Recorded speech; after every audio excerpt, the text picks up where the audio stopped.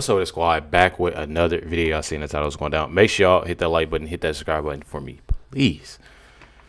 Let's check it out, yo. The chair now directs the sergeant at arms to restore order. Remove this gentleman from the chamber. We inherited from the last administration an economic catastrophe and an inflation nightmare. Joe Biden especially let the price of eggs get out of control. As the tariffs will go on agricultural product coming into America, and our farmers starting on April 2nd, it may be a little bit of an adjustment period. There'll be a little disturbance, but we're okay with that. It won't be much, and we quickly achieve the lowest numbers of illegal border crossers ever recorded. It turned out that all we really needed was a new president. Definitely. God. Definitely. Okay. That's a lot to unpack. So if you watched, what were your takeaways? Just that last part about they inherited the worst economy. When Biden was in, we had the envy of the world. We had the world admired. Well, she's stumbling over her words. Spit it out, Joey. The envy of the world. We had the world admired our economy. What is the lying? That was the biggest lie, I think, that he said. Lying. She of course she's gonna say Trump lied. That she's lying already. The whole thing was filled with lies. I watched the whole thing. It was lie, like a bad stand-up comic. He was doing a bad set, you know, and lie after lie. But the worst one was that because he inherited the lowest unemployment since Nixon. He inherited a roaring stock market, which we saw took a tumble the other day, an inflation rate that Biden brought down from over 9% to 2.7%. And we were the economy envy of the world. Now we're just the enemy of the world. You know, everybody's mad at us. Canada's mad at us, and Panama's Canada's mad at him. Well, Canada's, because I believe the rest of the world understands that Americans are questioning a lot of what's going on. I hope they know that. Yeah, they know that this. She sounds so ignorant, bro. Like that is probably like the most ignorant thing I've heard her say. Matter of fact, it's not. That's definitely in the top 5 though. My thing is that when Trump gets in office, and I'm just saying, you know, obviously he's in office, but you know, the last time, you know, this time. The thing is, last time it's like, you know, okay, Trump getting it together, this, that, and the other. From what I've seen, obviously when he was in office, I wasn't, you know, into these videos, into, you know, anything political as I am now. But now, as I see, it's one of those things. Okay, I was in office, you know, and then I seen how everything went, you know, and then now I'm in office again. I want to do this way. So when, you know, Whoopi and Joy, they're saying, oh, well, these people are mad at us and this is that. Everything that Trump is doing, I'm not even gonna lie, y'all, I support. I'm not even gonna lie. Most of the things that Trump is doing, I definitely support, because I know that the things that he's doing it right. You know what I mean? He's doing it right, and he's doing it for a reason. And what they're putting out, you know, is nothing. It's they never talk about nothing that should be done. You know, when it comes from, you know, as them being Democrats, they never talk about things. They rather, you know, again, bash Trump, talk crazy about Trump, you know, say that he lies, say that, you know, just anything to turn people away from what really matters. You know, especially from his speech. I'm sure they're going to talk about it. This is not a done deal, because they're seeing that federal real people workers are being fired, all kinds of folks. And so they're seeing that how it's affecting. So I will say that from the folks that I've spoken to in the couple of little places where I speak to people, you know, they're saying, you know, what are y'all going to do? Say, well, we'll see. But I just wanted to do that. What else? I believe that. I believe it. She said, we'll see. See, this is literally, I told y'all, I think it was it yesterday or the day before? And I was like, that's all they can say is we'll see. They don't have anything when it comes to Democrats, and I see, you know, what's going on. They don't have, first of all, they don't have nobody that's leading the Democratic Party. Sonny says Hakeem Jeffries, like, that is like her husband or something. I don't, that's it comes out of her mouth so many times. Like, it comes out anytime somebody asks, she brings up Hakeem Jeffries, and he's horrible too. But I just look at the fact, bro, that when it comes to the Democratic Party, they don't have nothing to offer, nothing that I see, and it makes me mad because it's like, bro, like, what are people doing? What are they not realizing? You know, when it comes to it frustrates me, especially coming from, you know, a family of Democrats. That's all I knew. So we'll see. But I just wanted to do that. I believe that. I believe in Canadians. Well, I believe in Canadians. I do too. It was longer than Adrian Brody's Best Actor speech. This ran 100 minutes long, and I watched every minute. Here's what I will say: Donald Trump's not. It was a miniseries. It was very long. Donald Trump is not trying to bring in new voters because he doesn't need to. But do y'all see what they be saying? I'm sorry for pausing. I really don't care. Y'all like when I talk anyways because I don't like hearing when they talk. But this is exactly what I'm talking about. They're complaining about how long it was, but I guarantee if it was short, they'd have a problem with it still. That was the quickest speech that he's ever done, and he just left, and they're going to have an issue with every single thing, bro. It's literally insane. Donald Trump is not trying to bring in new voters because he doesn't need to. So this was a lot of red meat for his supporters. Though I thought, I've got to give him credit, he knows how to make compelling TV. Knowing that most people like me weren't going to watch all 100 minutes, but they were going to watch things that would live on social media, there was a powerful moment. He acknowledged Mark Fogel, this American who had been held hostage in Russia that he got home. This young boy, 13 years old, battling cancer. He made an honorary member of the Secret Service. DJ Daniel. It was a sweet moment. Isn't it defunding? Y'all see Sonny's face? Bro, that's a bitter, hateful person, bro. That is a bitter, hateful person, bro. Y'all sitting here talking about a 13-year-old. DJ Daniel. It was a sweet moment. Battling the sickness.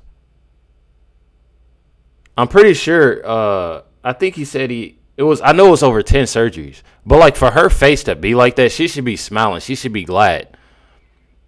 You know what I mean?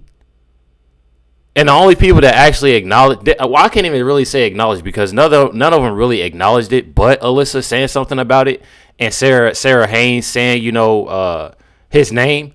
Joy, Whoopi, and Sonny Hostin didn't acknowledge anything for this 13-year-old boy. And I find that absolutely disgusting, bro. I don't care what nobody say. I really don't, because I feel like that's something that regardless, Democrat, Republican, whoever is standing up there, it can be Barack Obama standing up there, Joe Biden standing up there, Kamala standing up there, J.D. Vance, Trump, for all I care, Nancy Pelosi can be standing up there saying something. And to say something about that, I feel like that's something that definitely, you know, as the View, you know, they want to keep things, and they have different topics and this, that, and the other. Just because this has something to do with Trump, they didn't acknowledge nothing like this. And I really feel like, I don't know, it rubs me the wrong way. You know what I mean? Like, that's absolutely sickening. It's disgusting for Sonny Hostin to even be looking like that just because something has to do with, you know, Trump. Regardless, that's a 13-year-old boy that's been through a lot.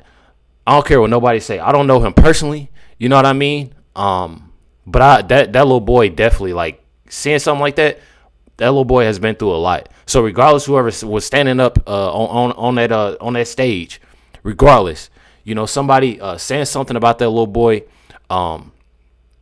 it should have been acknowledged, you know, way more than it was on this show. This is a disgusting show for that. Isn't it defunding cancer research? Two mothers who lost their daughters. See, but now Sonny wants to speak up because somebody said some about Trump. Joy said something about Trump defunding cancer research.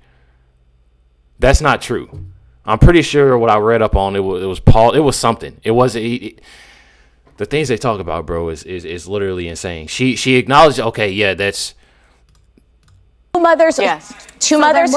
So acknowledges that, but don't say anything about 13. Bro, that's insane. Lost their daughters, and then at the end he did acknowledge that we captured an ISIS terrorist. These are all things that to Republicans are huge wins that they're excited about. But what stood out to me was the comment around tariffs, because the markets were in free fall yesterday, and he did acknowledge there's going to be a disturbance, and there was not a lot around the cost of living. Why did he do that, do you think? I think he's saying, bear with me. I have done all these things that you wanted. Bear with me or don't blame me. He thinks that tariffs work. I don't agree with him. He is convinced that it's going to bring more American jobs here. Well, Alyssa, what you were saying about he wasn't vying for other voters. What's always bothered me about when Donald Trump speaks is he speaks for people who voted for him. And one thing of the old politicians of days gone by was they always reminded people, I'm a president for everyone, whether you voted for me or not. He did not mess around with insulting Democrats the entire time,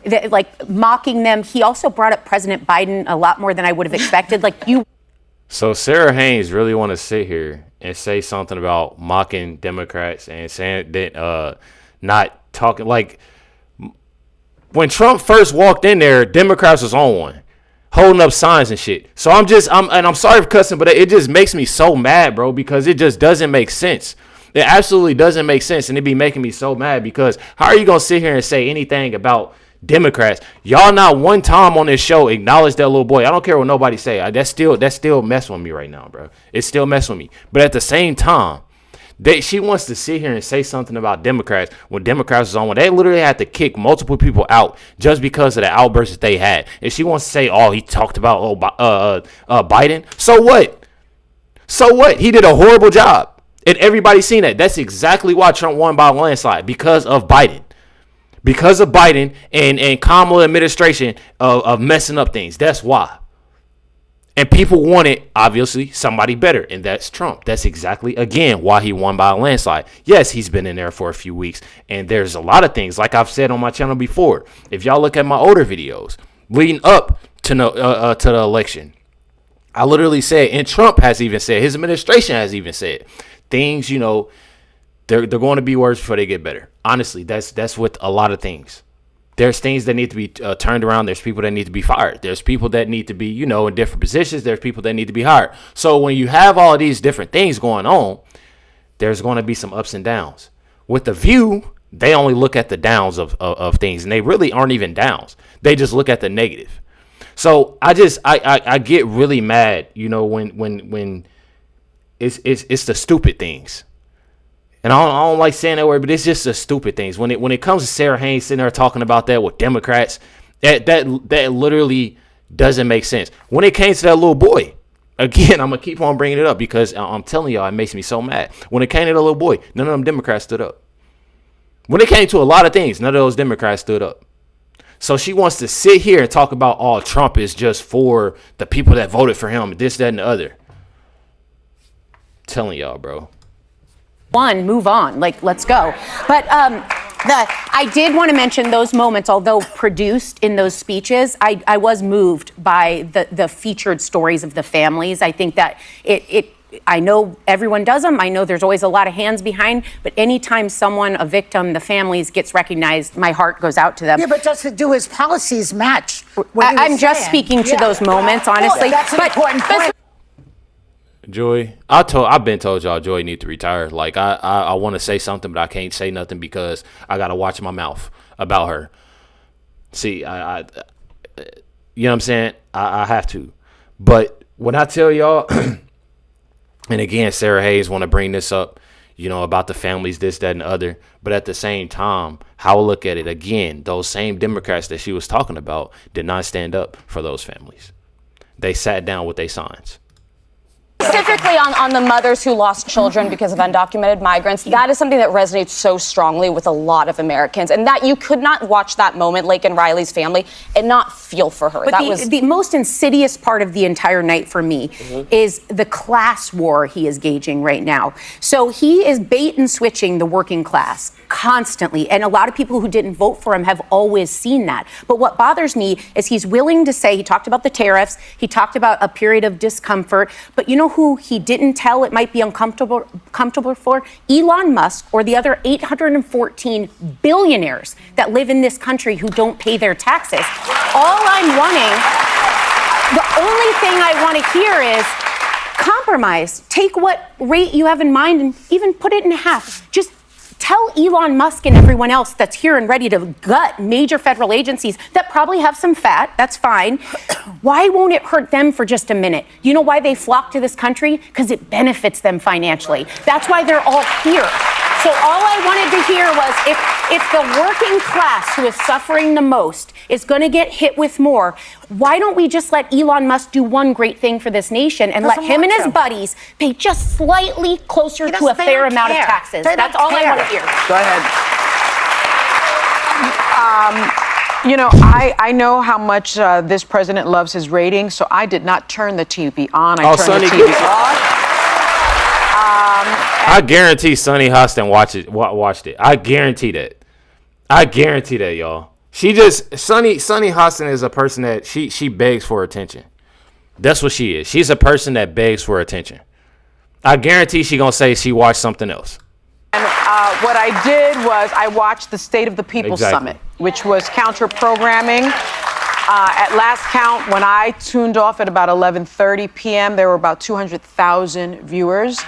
It was a 24-hour program. It included hours dedicated to the actual issues that our country is facing. For example, the actual economic hour. There was a legal hour. There was a faith-based hour.